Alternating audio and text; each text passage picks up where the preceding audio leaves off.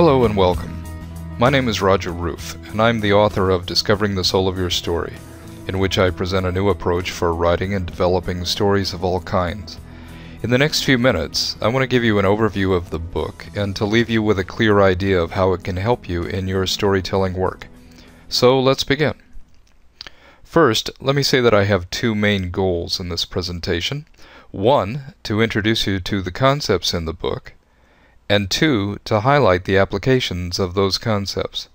We don't have time to go into detail, but we do have time to show where the concepts come from and how they can change your entire approach to creating and developing stories.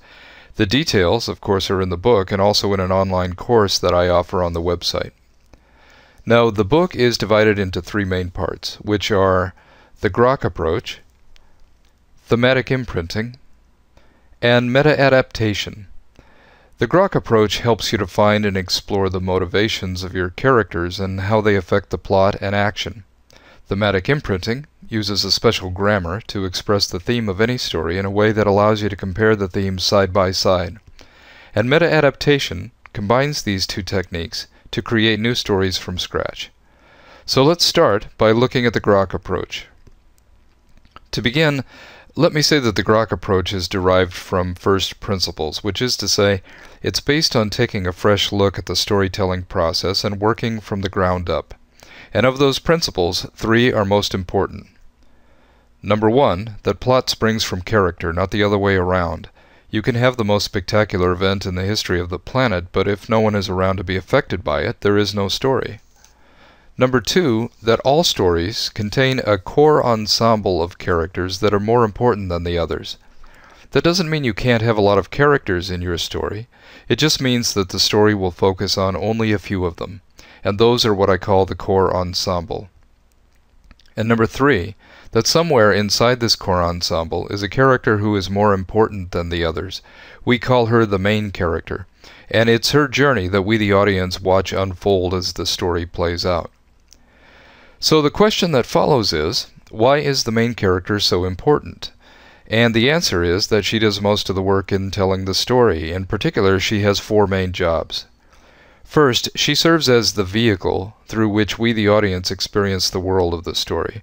Every story has a landscape, not just how it looks, but how it feels to live inside it. And to fully experience the story, we need to be able to navigate that world and move along its hills and valleys, not as a character in the world, but through such a character. The main character is our means to do so.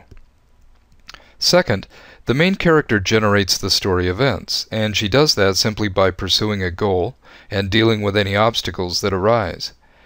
Third, she provides a way for the audience to measure progress in the story. By giving her a goal and letting us know what it is, you provide a marker that we the audience can use to judge whether the story is moving backward, forward, or standing still. In this way, you create a sense of movement. And finally, the main character bears the burden of expressing the theme, because it's her journey and actions that we the audience look to when judging the story. Now, by any measure, that's a lot to ask of one character. Fortunately, all of these issues are addressed in the methods in the book. Because the main character drives this story by means of her motivations, it's important to understand what they are, where they come from, and what they're really about. And to do so effectively, we need to abandon a piece of advice that I call the old saw, which is given to nearly every new writer at some point early on, and that is that your character must want something. Now, on the surface, this sounds like good advice because it seems to give your character a goal. The problem is that it's not true enough, because wants are not always associated with actions. You can sit at the breakfast table and want something, but nothing happens until you stand up and try to go get it. In other words, to satisfy the want, you have to intend to pursue the satisfaction. And we can use that fact to hammer the old saw into what I call the new saw, which is, it doesn't matter what the main character wants. What matters is what she intends. Intent is the key to story movement. And this is great news for a couple of reasons. One, because it gives you a clear starting point for working on any story, which is simply find the main character and determine her intent. And two, because it tells us where to look for clues when trying to understand her motivation. And when we do a little exploring, we discover that the intent of the main character in any story can be thought of in one of three ways: to gain a treasure that she has never possessed, to regain a treasure that she possessed previously, or to keep a treasure that she currently possesses but is under threat of losing. And what I'm calling the treasure here is simply something of value, from a sports championship to the affection of a love interest, to bodily health, to acceptance in a community. The possibilities are endless, but the type of intent is not. It will always fall into one of those three categories: gain, regain, or keep. And this simple way of sorting things out helps you focus in on your story because it forces you to ask a pointed question, not "what does my character want?" which is vague, but "what does my main character intend to gain, regain, or keep?" which is far more specific. In fact, it is this idea that forms the acronym GROK, which represents the idea that in any story, the main character can intend to gain, regain, or keep a treasure. We don't have time to go into all the applications of this principle, but they affect virtually every aspect of the story, including not only the development of the main character, but also construction of the story itself. For example, its composition, what belongs and what doesn't, and its structure, what goes where. All of this, again, is covered in great detail in the book and also on the website, which contains a whole library of supplemental material. So with the GROK approach behind us, let's look at the second major part of the book, which is thematic imprinting. And just like the GROK approach, thematic imprinting stems from a fresh look at storytelling, only this time from the standpoint of theme. In particular, it's based on three main ideas. One, that storytelling developed long ago as a way to pass on cultural values and norms.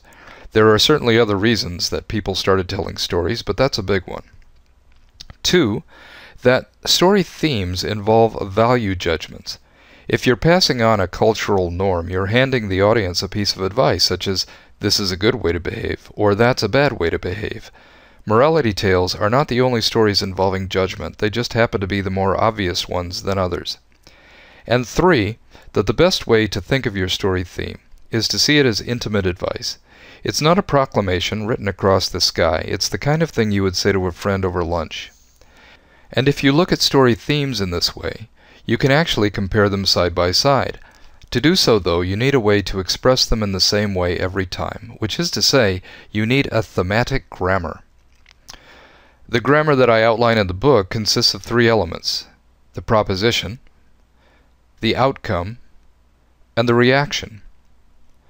The proposition is the explicit assertion made by the story. It's the point you're going to illustrate and defend by telling the story. The outcome is simply the end result of the attempt by the main character to gain, regain, or keep her treasure. She will either succeed or fail. And the reaction is the audience response when it learns of the outcome, and I'll talk more about that in a moment. Now, it turns out that all propositions can be built from two basic types of advice, the kind that you would give to a friend. You should, and you should not. And if we dig into these types of advice and their structures, we can use them to form two basic propositions from which all others are derived. Those basic propositions look like this. And before your eyes glaze over, let me put them into their nutshells. The first one simply recommends a course of action based on some reward of success, and the second warns against a course of action based on the harm that could come from it. And the great thing is that one or the other of these can be used as the basis for any story theme. Now, the proposition alone is not enough to fully express a theme. To do that, you need two other elements, one of which is the outcome. And the outcome of any story is very straightforward. Either the main character will succeed in achieving her goal, or she will fail. But even this is not enough to express the theme fully. To do that, you need to specify the reaction. And that reaction takes one of two forms. Either the audience will be pleased with the outcome, or it will be disappointed with the outcome. And both of these depend on what the audience is led to hope for as it follows the main character through the story. Specifically, if the outcome matches its hopes, your audience will be pleased. If it doesn't match its hopes, they'll be disappointed.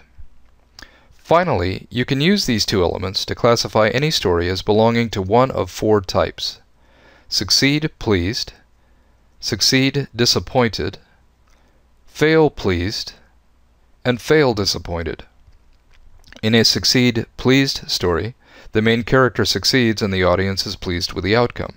In a fail disappointed story, the audience is disappointed with the outcome simply because it was led to hope for success. When we classify stories in this way, we discover that most of the very popular ones fall into the first category, but none of the categories is empty. And some very great stories are of the fail-pleased type, including the film Casablanca and every variation of A Christmas Carol.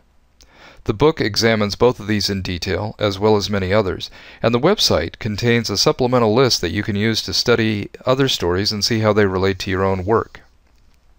And it's not just an academic exercise, because when you look at the story this way, two things happen. You start to understand the main character and how she relates to the story theme, and you lay the groundwork for developing that theme. And of course, these issues are covered in the book. And finally, let's look at meta-adaptation, the principles of which are simply these: to use the Grok approach and thematic imprinting to analyze any story, and to use the results of that analysis to create new stories from scratch. This simple practice allows you to break down any story and to create a new story that to anyone else looks completely unrelated to the first one, but actually shares the very same DNA.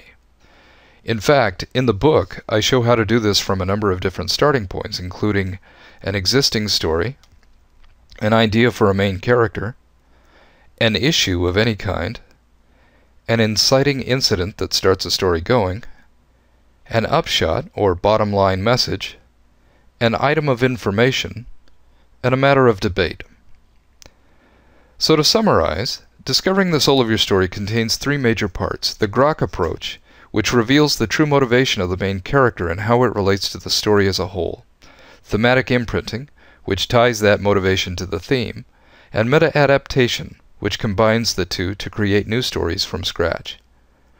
The details are available in the book, which you can purchase on the website or on Amazon.com. There's a version for the Kindle, by the way.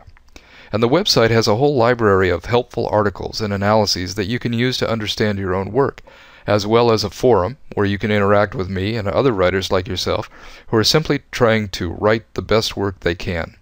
The address of that website is soulofyourstory.com. And with that, I simply want to thank you for your time. None of us has an endless supply, and I appreciate the fact that you spent some of it listening to me. So peace and happy writing.